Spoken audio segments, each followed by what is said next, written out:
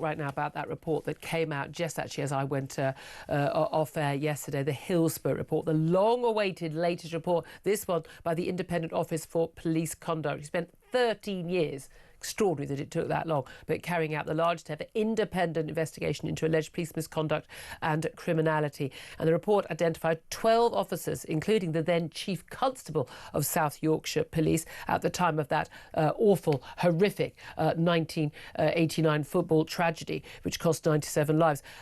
They identified 12 officers, including that Chief Constable, who would have had a case to answer for gross misconduct had they still been serving.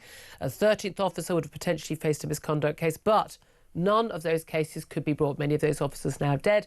They've retired. The law at the time was that once you're retired, once you've left the service, you cannot be brought, cannot face those charges. A lot of disappointment from the families. But is it better that we at least know we've had the identity of those officers?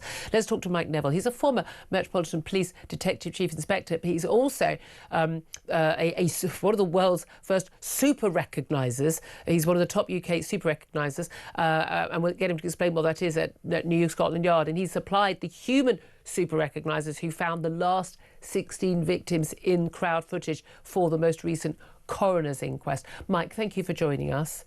Yes, good morning, Julia. And I do, in my sympathy to the families, it's just, it's ongoing, and let's hope they get some peace. When you said about my involvement, I actually supplied 16 to help find those 16 people in the crowd. And one of my officers found some footage of one of the victims actually walking to the ground with a big smile on his face, and that was given to his mother. So, some consolation there, I suppose. Yeah. But what we see here is I was actually a young PC in 1989 when this match happened. That's how long ago it is. Yeah. And of course, as you've identified, the Chief Constable's dead, others are dead. Chief Superintendent Duckenfield was charged with manslaughter, and he was tried in 2019 and found not guilty. So the families haven't had much any sort of closure on this, really. And I've got to say, I've seen the awful footage. You can only hope that the police are far more professional these days. When I was a young policeman, I remember leaving the army, where in the army you would be briefed about what you were doing when I was on patrol in Northern Ireland. I remember going to my first football match, and the sergeant said, "Who's done this before?"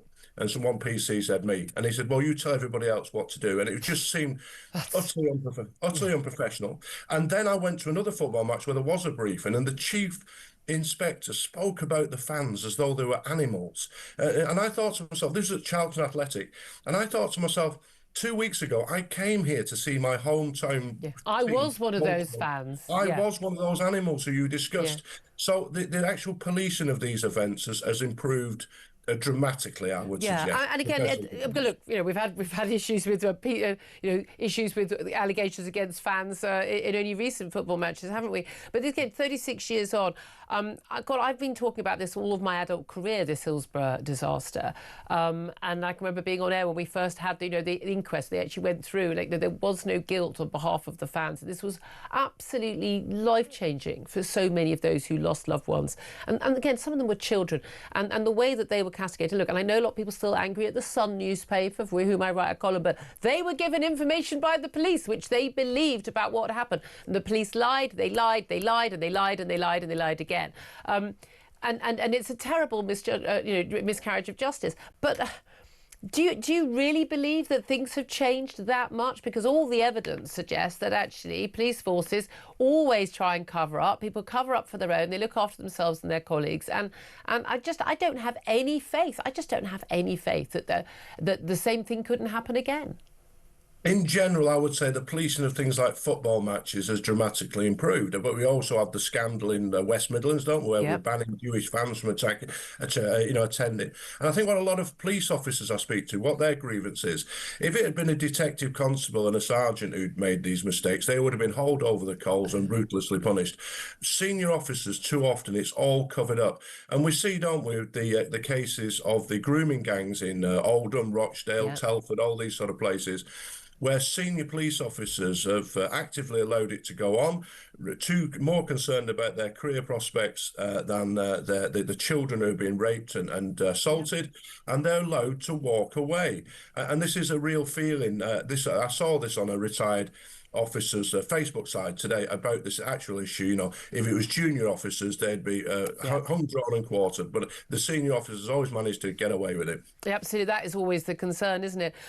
It's interesting listening to some of the families yesterday talking about how, you know, this Hillsborough law is being brought in, which is going to make it, you know, a requirement that, you know, people have to be on. Public officials have to, you know, work with and be completely honest about the situations. You know, when there's an inquiry, you think, I would consider that a given. I find it absolutely extraordinary that it's not already the case.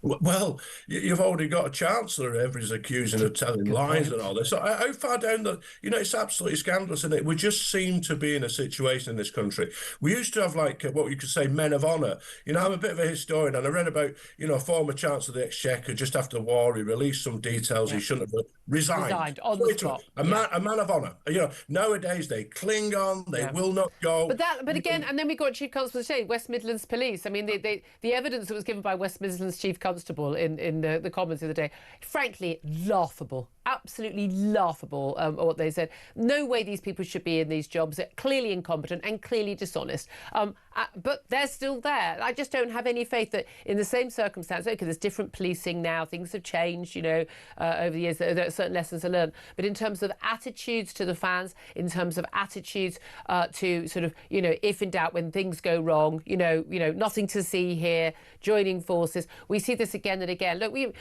also had, you know, the report yesterday into, you know, what happened with Sarah Everard and Wayne Couzens and the failure to actually tackle, you know, people, men who are flashing and been caught for minor sexual offences. And if Wayne Couzens had been prosecuted for the minor sexual offences of flashing, perhaps he wouldn't have been, well, he certainly wouldn't have been police officer. He would have been able to use his warrant card to lure Sarah Everard to her rape and her murder. But there's this sort of like, oh well, we'll just close forces. We'll link arms, and we'll just joke about an officer being called, you know, Mr. Rape, and it doesn't matter.